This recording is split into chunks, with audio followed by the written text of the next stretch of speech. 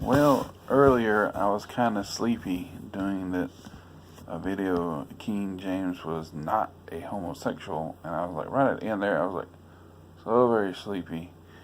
And right after I done it, and I had so much trouble trying to put the title on because I was like, trying to put the title on because I was using my phone here trying to do it, trying to put the title on it, and the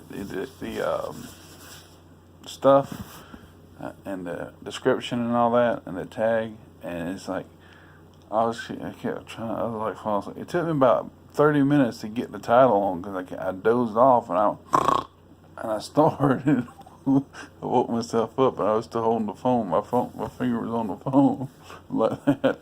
It was pretty funny.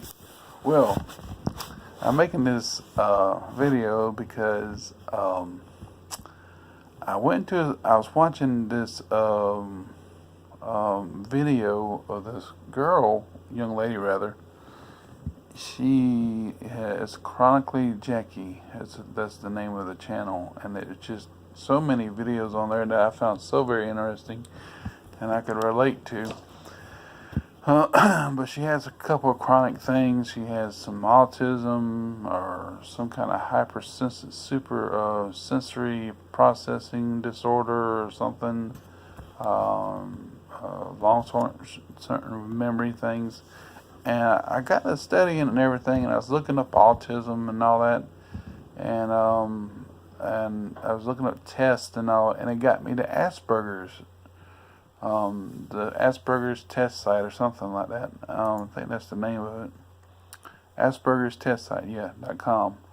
What is Asperger's syndrome? Asperger's test site.com. And so I got to looking at it, and I read some comments, and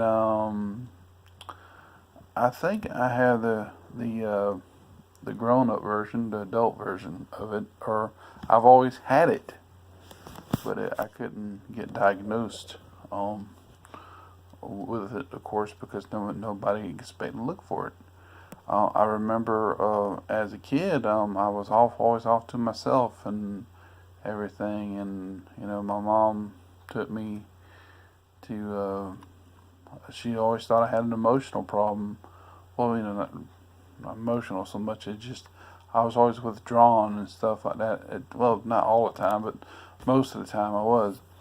So that kind of identifies things with me. But at the same time, I'm really not sad about it, based on what I've studied myself.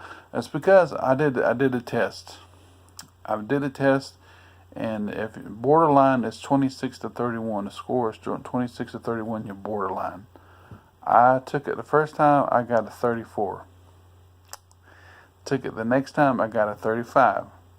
I'm sure if I took it again, I'd either get a 36 or back to around something that's over the borderline. So, am I upset about it? No. Not in the least. Because I notice things. I notice different sounds at times. I notice different smells. And sometimes the smells are overwhelming. Sometimes Seth can get in and take a shower. Certain shampoos, certain shampoos you think you like and everything, like there's this what was it called? I got bad things with memory. Certain shampoos, like Irish Spring shampoo or body wash. It looks good. It smells good out of the bottle, but when you wash with it, oh wow, I can notice something. And sometimes it gets me nauseated just smelling it. Sometimes with his cologne he likes to put on, I don't know if he puts too much on it or I'm just so sensitive to it, and so many things like that. And there's other things like my social thing. I'm a site supervisor at with a security firm and everything, and I kind of wonder sometimes, did my boss choose the right man for the job? Because I'm always trying to see what people think. I'm always kind of trying to tune in on people, and I kind of worry about sometimes if I hurt somebody's feeling. In some cases, some people with that, they might say the wrong thing and don't know what they're saying. It hurts people's feelings. And me, I try to find the right words, and I spend a lot of time talking things out, and I notice people get bored of me, and I can pick up on that, and it makes me emotional at times. It kind of frustrates me. And when people talk about chit-chatty things or whatever, not things, nothing to do with about nothing, it kind of aggravates me. It's snobby people talking and everything. I used to hate hearing preppy girls talking in high school or middle school. It just drove me crazy. And I'm like, oh my God, would you like it? Hey, that. Not like that. I remember that song. But preppy talking and stuff, snobbery, it drives me nuts. Forks against the teeth and bare feet on cardboard, I can't stand it. It drives me nuts. Let's see here. People smacking drives me nuts. Sometimes Seth will smack. I said, son, please stop smacking. Please. And I probably smack myself, don't even notice it. My grandmother, boy, she used to smack quite a bit. And I just put up with it. My fingers, and when I go to stay with my grandmother times, my fingers were just burying into the seat. I'd be like, Nana, would you quit smacking? And not that I said that to her, but I wanted to. My cousin in Virginia, he doesn't. He smacks. His mother smacks, which is my aunt, and he's her son, which my grandmother, see, I'm over explaining stuff, see? My grandmother's daughter's son, all three of them did it. My grandmother, her daughter, and her son. Now, my mother doesn't do it. Her sister, my mother doesn't do it as much. But my mama, she gets drawn into things. Her attention gets drawn into things, and you try to snap out of Mama, why? She gets focused on some things. So it's likely I got it from her, very likely. And my dad used to, certain sounds he couldn't stand. He couldn't stand hearing babies and stuff, or crying, or children playing too loud or anything. It got him aggravated. And I think a lot of that too had to do with Vietnam. He got shell shocked from all that loud sound and stuff. I hear certain sounds at times that some people can't hear. I think it's like sometimes in my ear. It's not really tendonitis or anything, but it just certain sounds goes off my ear, or certain sounds I notice that maybe somebody else can't hear, high pitched sounds or something like that, other than what I hear in my ear. Like I said, certain smells. Social. Sometimes I'm not antisocial. I'm not an extrovert. I'm not an introvert. I'm not not even an omnivert at times. I kind of go in between all three, but I lean toward the introvert and a little bit of omnivert. Very rarely do extrovert. Whatever that is. Bad memory at times. Wow. Yeah. I tend to relate more with my dog, who barks so much. I can't stand it at times, but than I do with people. People saying the wrong thing to me set me off at times. I find it hard to, it just depends on what it is. It's not always that case. Most people I can talk to and have a conversation with, but others I feel like I have to say the right thing to get a conversation started. I feel like I overanalyze things at times. I can find, how they used to have the 3D pictures, and if you look at it hard enough and it jumps out at you, well, if there's like a certain pattern, like a picnic tablecloth or whatever, or like a certain pattern, like a headwear or whatever you call it, like a handkerchief or some kind of pattern or something other. And if I look at it hard enough, it's like I sink into it. It's like I can see like a 4-dimensional depth to it. You can it's almost like I can put my hand through it, and it's pretty neat in some cases. But there's just so much more. But my mom, I guess, used to think that there's something wrong. I was just emotional, and I was emotional about a lot of things. But and when I look at it a little bit more from what I've done so far, the research that I've done on it, there's very little. It looks to me that I'm unique. God has me wired differently than other people. And I don't take that for granted. And I thank God for it. That doesn't make me more better than anybody else. It doesn't make me more special than anybody else. It just means God has me wired a little bit differently. I'm unique to Him. And He owns the copyright on me. So nobody else does. No other man does. So people can say, oh, you're autistic. Stuff like that. You got a little autism. That's what it sounds like. No, it means I got a lot of specialness with my Father in heaven. So, say what you want. I'm special to Him because the way He designed me. He's got the copyright. He's got the drawing plans on who I am. So, I'm fine with that. I never thought I would even find something like that. I thought that was just for other people, probably because they took medication, too much medications on certain things. But once I found that out and I started taking the test and everything, which, like I said, I only took it twice, 34 and 35, which is above borderline, which is like right there, right there above borderline. It's like going toward that. And if I got a 26 or 31, I think really I would have been disappointed. But having what's apparently autism and or Asperger syndrome, how that relates, like sensory processing disorder, like that thing, and I find this insatiableness, whatever that word is, to wearing headphones or earmuff, noise reduction things at work now more often than I ever have, and sometime at home, of course, whenever the dog's barking. And I got this thing of putting in fleece and stuff and kind of making it more baffled and everything. Because I like to feel the fleece against my ears. I guess some people could call that a headphone fetish. But maybe it's a little bit of both. I don't know. I don't like to let that get too far out of hand.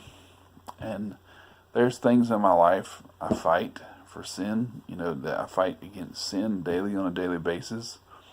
But wow, that's something else. That to me, that's not a disability. And it's just the way I think the Lord designed me to deal with certain people a different way, and to deal with my surroundings a certain way. And if it's not to everybody else's liking, how I can get over it, and how I can lean on Him, because some people in this world, whether you're nice to them or not, they don't care. They just act like they hate you and everything. They don't want nothing to do with you. If you don't have nothing that they want to hear, they ignore you, or they trail off to do something else. And I've seen people like that before. And there are other people I can talk and have a perfect conversation with. Others, though, it's like couple of minutes. They like, and they're doing something else. And they won't pay attention to me when I'm trying to talk to them. And there's times when I feel like I over-explain myself. Now, there's like this one lady I talked to today, especially. She goes to our church, and she's like, she don't mind. It don't bother her one bit. She enjoys talking to me. And the other people, is like, they trail off. They get to something else. Like, yeah. But anyway, that's the way it is, I guess, But anyway, I just thought I'd make that video on this because it's just so interesting. I just found it very interesting. And I think it's pretty neat, really. And other people might not be as neat. Maybe it's really a disability with them. It might be a disability with me, but it's just I'm trusting in the Lord for everything. Whatever it is, it could be developing into something later on with a chronic issue or problem that I might have later on at a later time. I don't know. I don't know too much to say about it. I can sit here and name every little thing that I think I have or whatever, or be, what's they call that? What do you call that? Hypochondriac? Not really. But I don't go to the doctor. I don't take medicine. So I'm like, how do I have this? It's just something I guess I was born with, and things like that on my part. Maybe my mom had it, maybe my dad had it, I don't know. I hope he don't have it, my son. But if he does, that's good, because it really it helps me to relate to people better by not relating with everybody the right way. You know what I mean? I trust in the Lord for a lot of things, and and that's, I think, being me, being wired the way I am, the way I think and everything. Sometimes is because I love reading, and I think that's another trait of that. I see numbers on license plates, find patterns and things, and I love studying the Word of God, and I think that's why that's where that helps. Because I've read the Bible about 6 times now. I'm on my 6th time reading the Bible, the Authorized Version, and I get passionate about things. I get really zealous about certain things, especially about the King James Bible. And whereas some people might think I'm being too simple or slow of speech or everything, I've gotten rude comments by people, and you know what? That doesn't even bother me. It doesn't even bother me for people to be that way towards me anymore. It used to. I guess that's why my mom was concerned about that a long time ago. But it doesn't even bother me now. It's a big deal, you know. I trust the Lord. Anyway, I thought I'd just share that with you. Maybe it might be something to you or whatever we can talk about on comments, what have you. I'm not good with words on certain things. In other words, at times I am, I can't really think about what I'm trying to say at times. I got to think about what I say. I got to plan things out. I got to, something like that. It's my brain, the way it's wired. Sometimes it's kind of hard to get out what I want to say. If I'm making videos, at times it's like I got to make 2 or 3 of them just to try to get out what I'm trying to say, because I forget what I'm saying the next time after that, what I want to put in. Then the time I try to make the other video, the thing I said in the other video, it's really what I wanted, a piece of that's what I want to say in the 3rd or 4th or 5th video. And so, let's not digress. But this is a one-shot video that I made, so here we go. But anyway, that's it. One shot. I hope that helps somebody, because it's not saying that I think it's neat to have it, evidently, Asperger's or autism, whatever. It's but it's unique. It's unique in a way that, wow. Looking at my past, my past up until this point, I'm 45 years old. Wow, And whereas I could be all sad and disappointed that nobody wants to talk to me sometimes, or I don't have a whole lot of friends, or what have you, pout about it and everything. I see a lot. Where the Lord's working in it. And that's why it doesn't bother me as much, because I see where He's working in it, Anyway, well, God bless. I hope that's helped somebody, and trust in Him. But if you have it, trust in the Lord. And the girl I was looking at, the young lady I was looking at on there, she trusts the Lord. I'm glad to see that. I noticed that some people who have autism, children and everything, and those who've grown up or whatever had Asperger's, and whether young or old, sometimes they have depression because they're afraid they can't make friends and stuff, and they want to do harmful things to themselves. I don't do that to myself, but I really feel sorry for those who do. Not in a like thumbing my nose at them, but in a genuine, heartfelt way. I do. Well, anyway, I'm gonna get on off here. God bless and see you later.